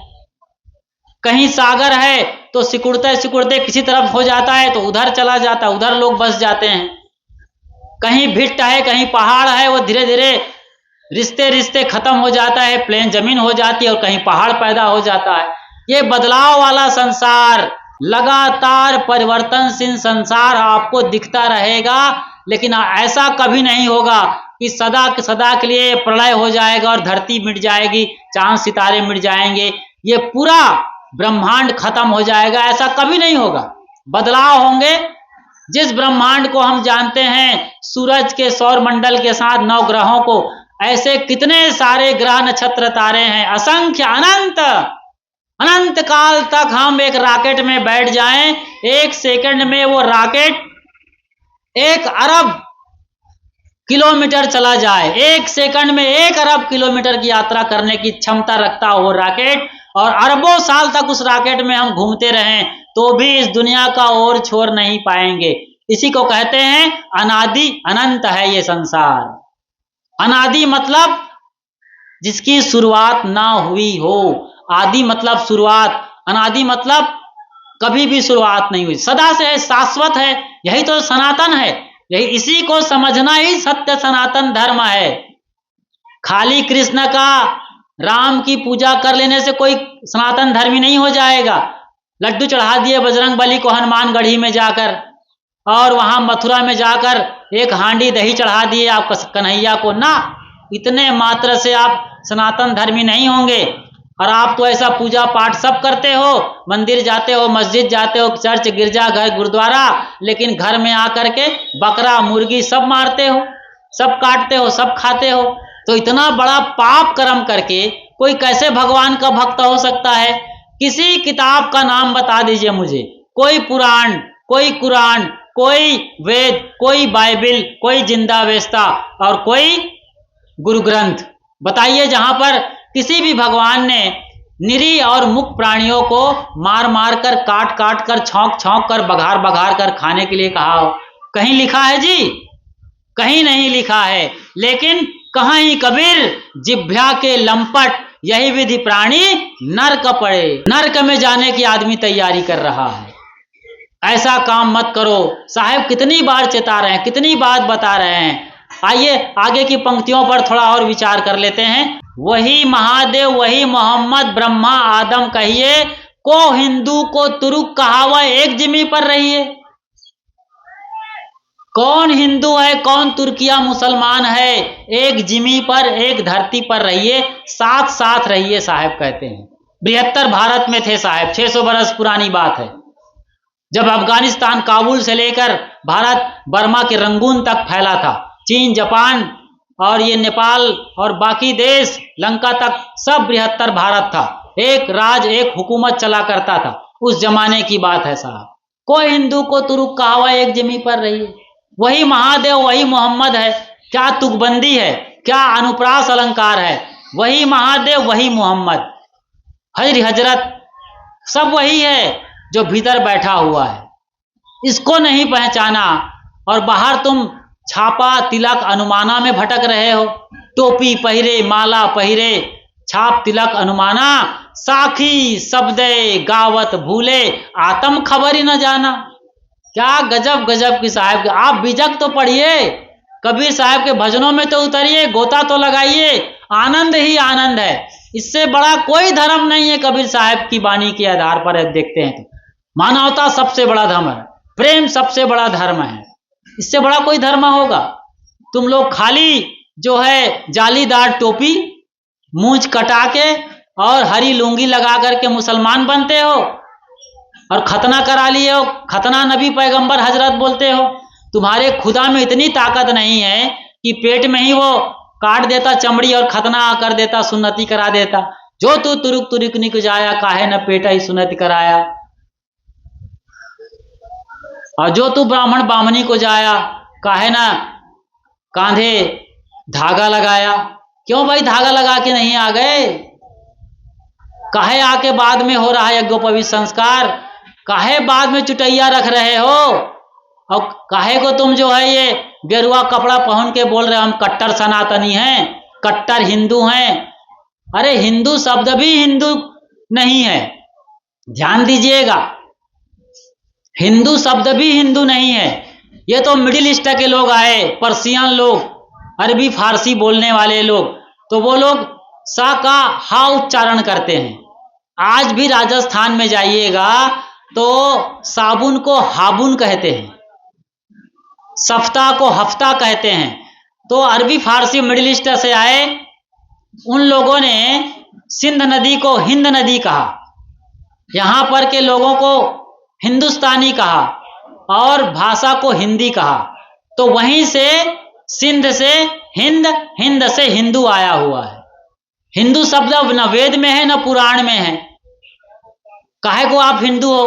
काहे को कट्टर सनातनी हो? दिल को पढ़ने वाला कट्टर सनातनी है। जो सत्य सनातन परमात्मा हमारे भीतर बैठा है, ऐसे प्रेम में जियो, फिर कहां दुनिया में लड़ाई और झगड़ा बचेगा। हम सब एक हैं, सब में वही वही समाया हुआ है। जित देखूं तित तू ही तू, जीव मति मारो बापुरा, सबका एक है प्राण, हत्या कबहू न छूटी है, चाहे कोटिन सुनो पुराण। वही बसता है तो मारोगे किसको? दूजा है ही नहीं। कबीर साहब की वाणी को पढ़िए, एक से एक तगड़े प्रमाण है। और कबीर साहब की वाणी के आधार पर ही भारत का संविधान बना है। आप लोग जानते होंगे भारत का संविधान कबीर साहब की वाणी के आधार पर बना हुआ है। कबीर वाणी की जीत संविधान है और संविधान कबीर साहब की वाणी है। स्वयं अंबेडकर साहब, डॉक्टर बाबा साहब भीमराव अंबेडकर अपनी मां के दूध के साथ कबीर साहब के भजनों को पिए थे। लोरी सुनाई थी दूध पिलाते पिलाते अंबेडकर को, कबीर साहब के भजनों को गा गा करके उनकी मां, क्योंकि उनका माँ बाप पक्के कबीरपंथी थे। सोचिए जरा।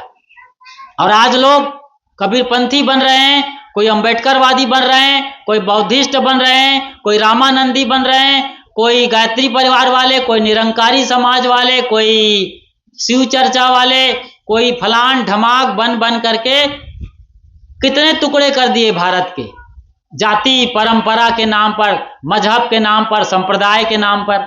जबकि हम सब एक हैं।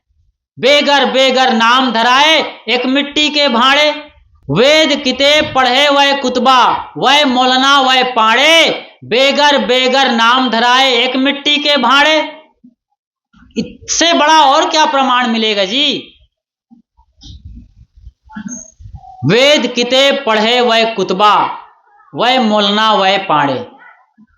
पाड़े लोग वेद पुराण का हवाला दे रहे हैं। वेद में ये लिखा है, पुराण में ये लिखा है, ये ग्रंथों में लिखा है, धर्मशास्त्रों में ये लिखा है कि ब्रह्मा ने इस पूरी सृष्टि की रचना की है और उन्होंने वेद की रचना किया है। पुराण भी उन्होंने बनाया है। वेद पुराण को पढ़कर जो जीता है वही सच्चा सनातनी हिंदू है। ये कौन बोल रहे थे? कट्टर हिंदू वाले। और किताब पढ़ करके यानी कुरान पढ़ करके, कुरान की बातों को बता बता करके दूसरों को काफिर नरकगामी बोल रहे थे उस समय के तत्कालीन इस्लामिक लोग, मुसलमान लोग। सिकंदर लोदी के जो गुरु थे शेख तकी, ये बड़ा बड़ा प्रोपेगेंडा फैला रहा था। कबीर साहब को भी ये मुसलमान बना लेना चाहते थे अपने जद में करने के लिए, ताकि सारे हिंदू एक झटके में फिर हमारे हो जाएंगे। कबीर साहब के लिए ये बात आती है कि नीरू नीमा ने इन्हें पाला था बचपन में। आप सब जानते हैं नीरू नीमा ने इन्हें पाला था, जो कन्वर्टेड हिंदू हैं। मतलब अभी कुछ साल पहले थे तो हिंदू, लेकिन मुसलमान और मुगल राजाओं के चक्कर में आकर, उनके कहने में आकर, उनकी बदमाशियों में आकर ये नीरू नीमा हिंदू होते हुए मुसलमान हो गए थे। अब इन्होंने लहर ताला के पास कबीर साहब को पाए थे और परवरिश मुसलमानी रीति रिवाज से हुआ था साहेब का। तो शेख तकी जो बड़ा पीर और औलिया था उस जमाने में और कट्टर दुश्मन था कबीर साहब का, लगभग हम उम्र थे कबीर साहब के। ये जब से जाने पीछे पड़े थे कबीर साहब के, और ये जानते थे कि कबीर साहब मुसलमान है जन्म जायज पैदाइशी, इनको बदलने में कोई ज्यादा वक्त नहीं लगेगा। और शेख तकी ने अपने गुंडों को भेजकर, अपने लोगों को भेजकर कबीर साहब की पालने वाली माँ यानी नीमा को भी बरगला दिया था। और नीमा को हाजिर किया गया दिल्ली में, या जब काशी आए थे सिकंदर लोदी तो सभा लगी, उस सभा में नीमा को प्रस्तुत किया गया और नीमा से कहलवाया गया कि कबीर साहब हमारे खानदान में परवरिश हुई है, मैंने दूध पिलाया है, नमाज और सब चीजें सिखाया है, लेकिन ये राम राम करता है, ये योगियों अवधूतों के पास बैठता है, ये नाथपंथियों से मिलता है, रामानंदियों के पास बैठता है, राम राम हरि हरि और सारंग पानी को भज रहा है, देवी देवता हिंदुओं की बजता है, उनके गीत गाता है, उनकी बात करता है। अब किसी की माँ ही जब ये बोल दे तो और कोई प्रमाण की जरूरत है? तो बड़ा मौका मिल गया। लेकिन साहब ने सिकंदर लोदी के सामने, उनकी तलवार के सामने सीना तान कर बोला, हिंदू कहो तो हूं नहीं, मुसलमान भी नाई, और 5 तत्व के भीतरे गैबी खेलाए माए। ये मेरा शरीर हड्डी पसली चाम से मिलकर बना है, मिट्टी पानी आग हवा से बना जरूर है, लेकिन इस गैबी, इसके भीतर जो गैप में जो खेलता है वो मैं असली तत्व हूं, इन सबसे न्यारा हूं। मैं मिट्टी पानी आग हवा और आकाश नहीं हूं, इन सबको जानने वाला हूं। फिर काहे को मैं हिंदू और मुसलमान बनूंगा? दाढ़ी चोटी रखने से कोई हिंदू मुसलमान नहीं होता है। कोई नमाज पढ़ने से, अजान लगाने से और कुरान पढ़ने से, ईद और बकरीद मनाने से, ताजिया निकालने से, हरा रंग पहन लेने से, झंडा पर चांद लगा लेने से कोई मुसलमान नहीं होता है। ना ही भगवा वस्त्र धारण करने से, बजरंग बली का झंडा उठा लेने से, और कुरान पढ़ने से, गीता पढ़ने से, रामायण पढ़ने से, महाभारत पढ़ने से, पूजा पाठ कर्म कांड कर लेने से साहब ने जमकर फटकारा दोनों काम को। और तुम लोग बोलते हो कि कुरान के बल पर एक हाथ में कुरान, एक हाथ में तलवार लेकर के सबको इस्लामिक राष्ट्र में शामिल करना चाहते हो, सबको मुसलमान बनाना चाहते हो। ऐसा कभी नहीं होगा। कोई भी आदमी पैदाशी ना हिंदू है ना मुसलमान है, सब उसी एक कुदरत के कानून से पैदा होते हैं। जिस तरीके से मैंने कुछ देर पहले बताया था, बीज पैदा होता है जमीन में जा करके। कोई परमात्मा नहीं चाहिए, दुनिया ऐसे ही चलती रहेगी। अरे सोचो जरा, पूरी दुनिया में से आदमी मर जाए, कोई ना बचे, ना हिंदू ना मुसलमान ना सिख ना ईसाई, तो भगवान के कान पर जो जाला लगेगा उस जाला को साफ करने कौन जाएगा? कोई आदमी नहीं है। कौन जाला साफ करेगा? और आज मंदिर में जा करके भगवान की मूर्ति बनी हुई है, उसको लोग बार बार उसके कपड़े बदल रहे हैं, पूजा कर रहे हैं, पाठ कर रहे हैं, तिलक चंदन लगा रहे हैं और 56 भोग दे रहे हैं। 56 भोग कोई भगवान खाता है? कोई रिकॉर्ड है? आप रिकॉर्ड करके दिखा लीजिए मुझे, मैं उसे Guinness book of world record के लिए भेज दूंगा उस वीडियो को। उससे ज्यादा कोई लाइक्स वाला, सब्सक्राइब्स वाला ना वो चैनल होगा, ना वो वीडियो देखी जाएगी। उससे ज्यादा कोई और, सबसे ज्यादा टॉप मोस्ट वो वीडियो ट्रेंड करेगी, पूरी दुनिया में छा जाएगी 1 घंटे नहीं कुछ मिनट के अंदर में कि भगवान भोग खाते हुए दिखाई दे रहे हैं, 56 भोग भगवान खा रहे हैं। ऐसा कहीं होता ही नहीं है। अरे भगवान खाता है, चलो ठाकुर जी भोग लगता है, ठाकुर जी भोग खाते हैं, तो इतने 25 साल से खा रहे हैं, उनका कोई पेट है कि बंकर सब हजम होता जा रहा है। अरे जब रोज रोज खाएगा तो कहीं जाएगा भी तो, टॉयलेट बाथरूम, मंदिर के अंदर बना है टॉयलेट, टट्टी घर बना है भगवान के लिए, कहीं पर कोई इंतजाम है किसी मंदिर मस्जिद चर्च गिरजाघर गुरुद्वारे में? ना कोई खाता है ना कोई जाता है। अरे बच्चों के खेल खिलौना से भी गया गुजरा आदमी हो गया है। इतनी बुद्धि बेच दिया है भगवानवाद के चक्कर में, पंडित पुरोहित मुल्ला मौलवियों और पोप पादरियों के चक्कर में नाक रगड़ रहा है, भोग मोक्ष मांग रहा है। खुद बनाया है, शूद्रों ने बनाया है, और उनकी प्राण प्रतिष्ठा बड़े बड़े पंडित पुरोहित कर रहे हैं, बड़े बड़े पादरी कर रहे हैं, मुल्ला मौलवी आ रहे हैं। कहीं कोई भगवान उठ के नहीं आया, न कभी किसी को समझाया, न किसी को सच्चा राह बताया। सच्चे सदगुरु संत ही भगवान हैं। आपके माता पिता से बड़ा कोई भगवान है? बांस की फट्टी को लाते हो, पुआल लपेटते हो, बोरा लपेटते हो, साड़ी पहनाते हो, ब्लाउज पहनाते हो, मुकुट पहनाते हो, और तमेव माता चा तमेव पिता तमेव बंधुश्चा सखा तमेव, मतलब दंडवत हो करके लोग उसकी पूजा आरती प्रार्थना कर रहे हैं, नाक रगड़ रहे हैं। 9 दिन तक उसकी पूजा करते हैं, 9 दुर्गा की। दुर्गा जब बैठाते हैं तब सोचिए जरा हिंदू क्या कर रहे हैं, 9 दिन तक उस दुर्गा की पूजा कर रहे हैं। जो दुर्गा एको दिन नहीं नहाती है, अरे नहला के देख लो तुम्हारी दुर्गा असली है कि नकली है, एक दिन में पता चल जाएगा। और जो माँ तुमको 9 महीने तक पेट में रखी थी, उस माँ को आज हिंदू लोग ब्राह्मण क्षत्रिय बनिया चाहे शूद्र कहो, लात मार के कहाँ भेज रहे हैं? अनाथालय में, वृद्धाश्रम में भेज रहे हैं। ये हिंदुओं की लीला है, जो अपने आप को कट्टर सनातनी और सच्चे हिंदू कहते हैं, अपने ही माँ बाप के साथ दुर्व्यवहार कर रहे हैं। और 9 दुर्गा नकली चकली उसकी पूजा कर रहे हैं, आरती उतार रहे हैं। ना वो बोलती है, ना चालती है, ना डोलती है, ना खाती है, ना पीती है, ना कहीं जाती है। असली खाने पीने वाली माँ बाप को तिरस्कृत किया जा रहा है, गाली गलौज किया जा रहा है, लात धूसा चल रहा है। सोचो जरा, आपके माँ बाप ने कैसे पाला होगा? फटी हुई धोती और फटा हुआ चप्पल पहन करके आपको बड़ा किया है। मेरा बेटा पढ़ेगा कोटा में जा करके, नाम होगा, नौकरी मिलेगी, सैलरी मिलेगी, बड़ा बंगला बनाएगा, उसी बंगले के किसी कोने में मुझे भी रखेगा। ये माँ बाप आज रो रहे हैं, दर दर भटक रहे हैं।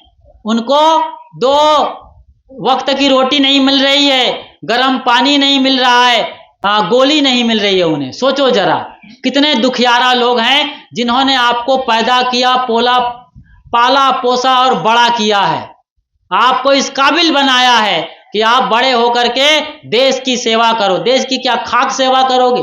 अपने माँ बाप की सेवा नहीं कर पा रहे हो। बूढ़ों को लात मारा जा रहा है, गाली दिया जा रहा है, घसीट कर घर से बाहर निकाला जा रहा है, भेजा जा रहा है लात मार के वृद्धाश्रम में और अनाथालय में।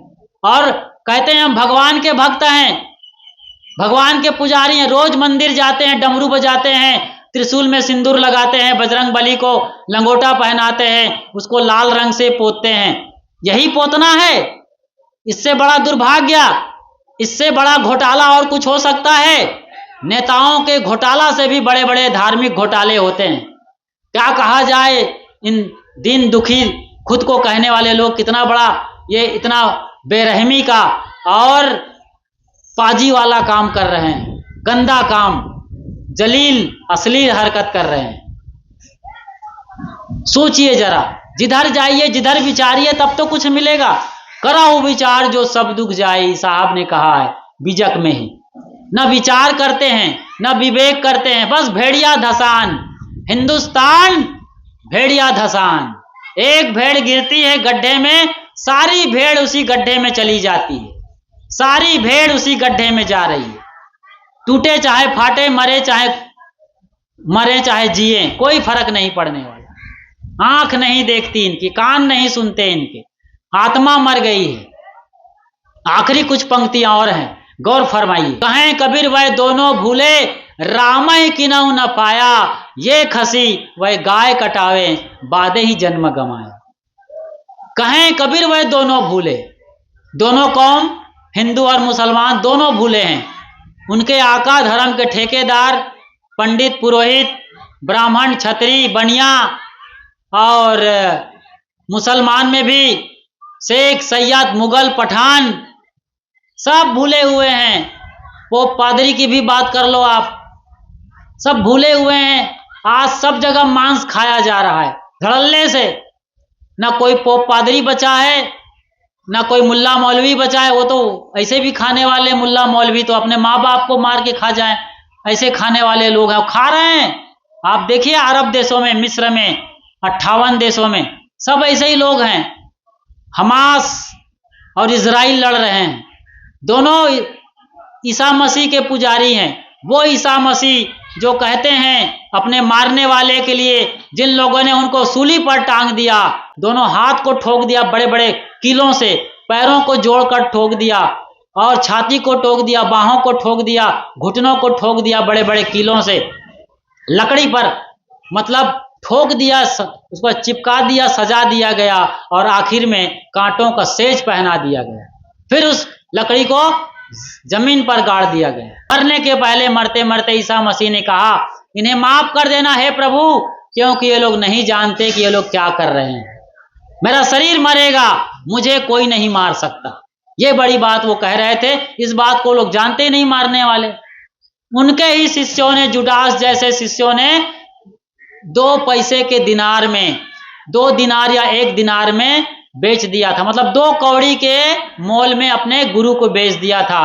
और उस वक्त के तत्कालीन जाहिल यहूदियों ने उन्हें मारकर काट कर बलि पर चढ़ा दिया था, सूली पर चढ़ा दिया था, बलि का बकरा बना दिया था। ईसा मसीह इतने कारुणिक हैं, लेकिन आज सबसे ज्यादा मांस ईसाई खा रहे हैं। बुद्ध उसके बाद आते हैं, बौद्धिस्ट बहुत ज्यादा हैं ईसाइयों के बाद। यदि बुद्धों की बात करें, इतने कारुणिक तथागत बुद्ध हैं, लेकिन बौद्धिस्ट बिल्कुल भी बुद्धू हैं। सबसे ज्यादा मांस ये आज बौद्धिस्ट खा रहे हैं। अम्बेडकरवादी उसमें शामिल हो गए हैं। बताइए, बुद्ध जो करुणा के साक्षात मूर्ति हैं, बुद्ध जब गौतम सिद्धार्थ के नाम से अभी छोटा बालक था, 7-8 बरस का, 10 बरस का, एक हंस जिसके गले में, पेट में बाण विधा हुआ था, आकर के उनके सामने गिरता है, तुरंत उठाता है, बाण निकालता है, मरहम पट्टी करता है, दवा लगाता है और कई दिन तक सेवा करता है। लेकिन जैसे ही वो उठाता है उस हंस को, पीछे उनका चचेरा भाई देवदत्त आ जाता है धनुष बाण लेके, भैया मैंने मारा है, ये हंस मेरा है। राजा के पास बात पहुंचती है। राजा शुद्धोधन ने कहा, बेटा तुम दोनों बच्चे हो, हमेशा मारने वाले से बचाने वाला बड़ा होता है, बचाने वाला। और आज सारे बौद्धिस्ट मारने वाले हो गए। इवन कि दलाई लामा जो बड़े से बड़े धर्म गुरु हैं, वो भी आज मांस खाते हैं। इस सच्चाई को खोजा जाए, मेरे ख्याल से तो पक्का खाते हैं, क्योंकि उनकी यहाँ परंपरा है। मैं गया में था, बोध गया, अभी पहुंचने वाला था, मैंने फोन लगाया एक बौद्ध मंदिर को, मैं आ रहा हूं नागपुर के कबीर मंदिर से। अच्छा आइए, कबीर मंदिर से आ रहा हूं बता दिया था। तो मैंने पूछा मैं कहाँ रहूंगा, अच्छा कमरा मिल जाएगा, फिर भोजन के लिए तो जो बनेगा खा लीजिएगा। तो मैंने पूछा आपके यहाँ तो बौद्ध विहार, बौद्ध भिक्षुओं के बीच में बौद्ध विहार में मांस पकता है, फिर मैं क्या करूंगा? अच्छा आप नहीं खाते? मैंने कहा जब आप जानते हैं मैं कबीर पंथ से हूं, कबीर का अनुयायी हूं और कबीर मंदिर से आ रहा हूं, कबीर आश्रम से आ रहा हूं, तो कैसे मांस खाऊंगा? वो बौद्ध भिक्षु भी मुझे बोल रहा है कि आप नहीं खाते। सोचिए जरा, सारे बौद्ध भिक्षु मांस खा रहे हैं, सारे अम्बेडकरवादी मांस खा रहे हैं, अधिकतम 90 से 95% लोग, कहने का मतलब कुछ लोग गिने चुने हैं। और यही हाल हिंदुओं का है। बकरा मारी भैंसा पर धावे, दिल में दर्द न आई, संतो पाड़े निपुण कसाई। कितने चतुर चालाक हैं ये पंडित ब्राह्मण। मैंने ये देखा है कोलकाता में गांगुली है और बनर्जी हैं, मुखर्जी हैं, चटर्जी हैं। चटर्जी मतलब चट्टोपाध्याय, जो सारा बकरा मुर्गी गाय भेड़ा ऊंट चाट चाट करके चट कर जाए, वो कहते हैं चट्टोपाध्याय चटर्जी। इधर है बनर्जी, जो बनैले पशुओं को मार मार के खा जाए, सारे वन पशुओं को, बनर्जी हैं। मतलब बंगोपाध्याय, ये बांग लगाने वाले मुर्गा को भी खा जाते हैं, बंगोपाध्याय। और आते हैं मुखोपाध्याय, मुखर्जी। इनके मुख में तो हमेशा जीभ लपलपाती रहती है, लाट टपकाती रहती है खून पीने के लिए। ये तो हमेशा लंबी जीभ किए रहते हैं। मैंने देखा है ये बंगाल में, तब बोल रहा हूं, कोई मैं सुनी सुनाई कथा नहीं कर रहा। बंगाल में किसी गली में निकल जाइए, खास तौर से कोलकाता को मैंने देखा है, हंसुआ इतना ऊंचा होता है, बड़ा बड़ा हंसुआ, इतना लंबा, इतना ऊंचा, टांग की मोटाई की, उसमें टांग की मोटाई की मछलियों को रेत रेत कर काटते रहते हैं। वहीं गंगा सागर है, पवित्र गंगा सागर, वहां मछलियां पकड़ते हैं समंदर से और वो कटता रहता है, मछलियां कटती रहती हैं, मांस कटते रहते हैं। और ये मुखोपाध्याय के बाद गांगुली आते हैं, गंगोपाध्याय। गंगा तो दर्शनाथ मुक्ति, ये गंगा के नाम पर ही मांस भक्षण कर रहे हैं। वहीं उनकी काली देवी है, काली माँ है, कोलकाता की काली मैया। 2 बूंद चढ़ाएंगे और सारा बकरा हजम कर जाते हैं, 2 बूंद चढ़ाएंगे और सारा ये मुर्गा गटक जाते हैं, 2 बूंद चढ़ाएंगे और सारी मछली निगल जाते हैं, 2 बूंद चढ़ाएंगे और सारा अंडा चबा चबा कर खा जाएंगे। ऐसे लोग हैं, बताइए, भारत में। बाहर के दुनिया की बात छोड़िए साहब, धर्म प्रधान देश, धर्म प्रधान राष्ट्र है कि धर्म भ्रष्ट राष्ट्र है भारत। क्या हो रहा है आज भारत में? मांस मछली खाने के नाम पर हर कोई आगे जाना चाह रहा है। कबीरपंथी भी नहीं बचे हैं आज, घर में नहीं खा रहे हैं, लेकिन कबीरपंथियों की औलादें, उनकी संतान, बहू बेटियां और दामाद कहाँ जा रहे हैं? बाजार, चौराहे में, कहीं जुहू चौपाटी में, कहीं और किसी बाजार के चौराहे में जा करके एग रोल, मतलब अंडे का रोल खा रहे हैं, चिकन चिल्ली। अरे शेख चिल्ली, छिपकिल्ली, हिम्मत है तो छिपकिल्ली खाओ, ये चिकन चिल्ली क्या खा रहे हो?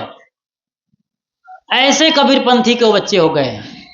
समझना होगा, इसका पाप का घड़ा भरेगा ना तो कोई बचाने नहीं आएगा। जिस भगवान को आप चिल्ला रहे हो 33 करोड़, कोई सूंघने तक नहीं आएगा, है ही नहीं, कहाँ आएगा। कोरोना में तो आपने देख लिया है कैसे आप बिलखते रहे, रोते रहे, हाथ पकड़े रहे, अपने लोगों के हाथ पकड़े रहे, जमकर खींच रहे थे और लोग मरघट की ओर फिसलते चले जा रहे थे। कोई बचा पाया? कोई नहीं बचा, सारे लोग मारे गए।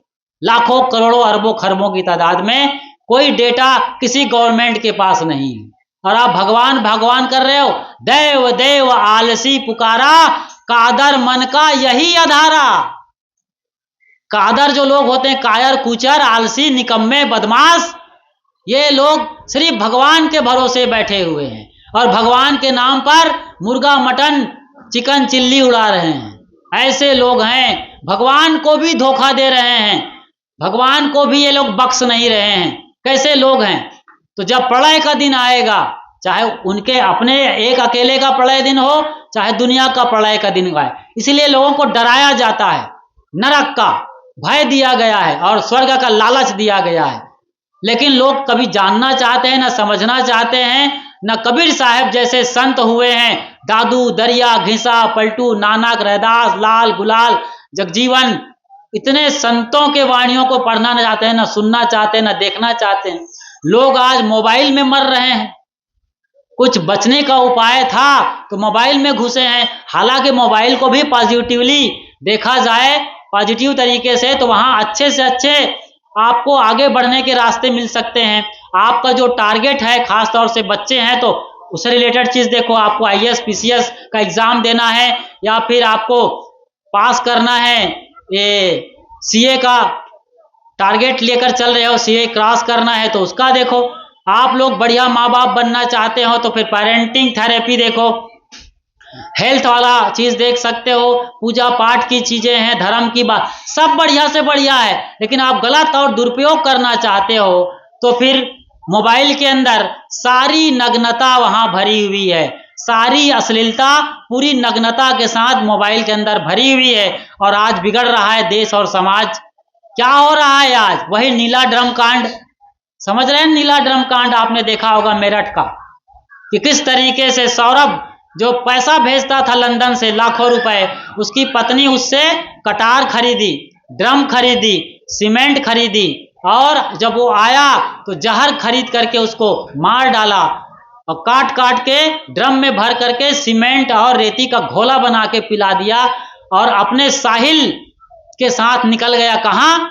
गुलछर्रे उड़ाने के लिए मुस्कान रस्तोगी साहिल शुक्ला को लेकर निकल गया वहां मनाली, और दिवाली मना रहे हैं। लेकिन कानून का शिकंजा, कर्म का फल मिलेगा। और आज दोनों मुस्कान रस्तोगी और साहिल शुक्ला उस बच्चे को मारकर, सौरभ तिवारी या कुछ नाम रहा है, उसको मार करके जेल की हवा खा रहे हैं, जेल में सड़ रहे हैं। ऐसा ही हो रहा है आज। जब तक आदमी ये अंडा मांस मछली चिकन खाता रहेगा, मटन मुर्गा के नाम पर, हैवानियत राक्षस उसके अंदर घुस जाएगा।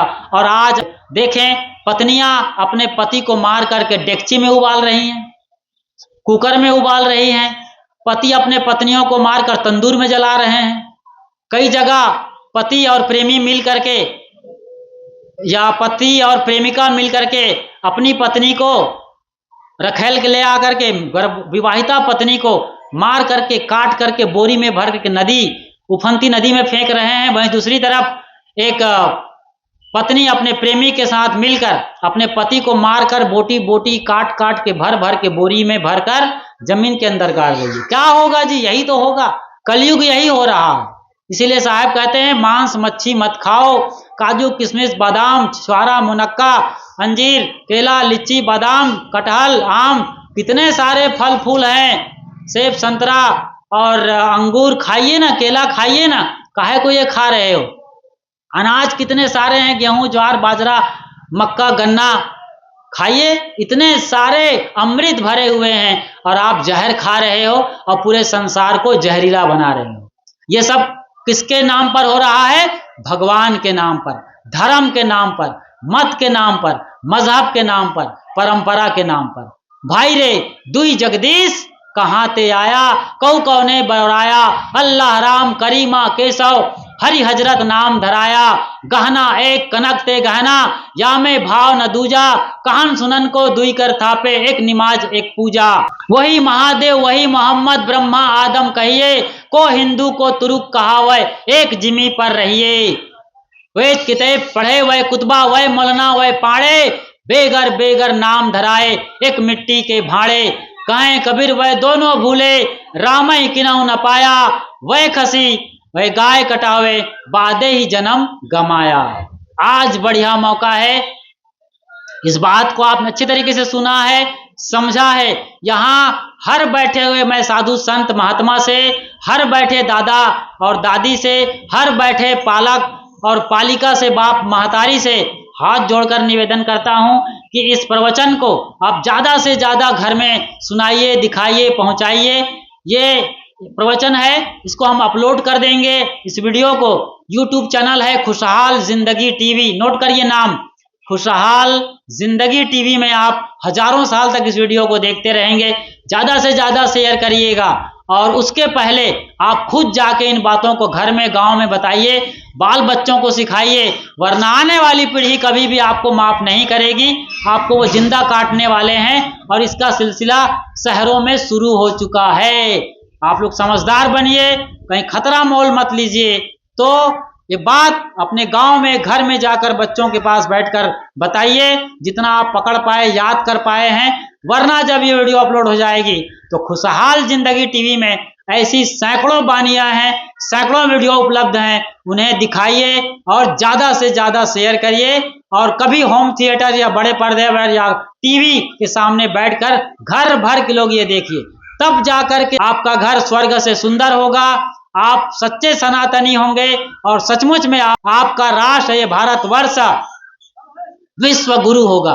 आपका घर, आपका राष्ट्र, ये भारतवर्ष विश्व गुरु होगा। ऐसा ही हो, आप सबका भला हो, आप सब सच्चे ज्ञान में लगें पगें और रचें और उस ज्ञान को जीकर अपना जीवन धन्य करें। इन्हीं शुभकामनाओं के साथ आपके भीतर बैठे उस परम सत्य परमात्मा को मेरा प्रणाम स्वीकार हो, प्रणाम स्वीकार करें। साहेब बंदगी साहेब।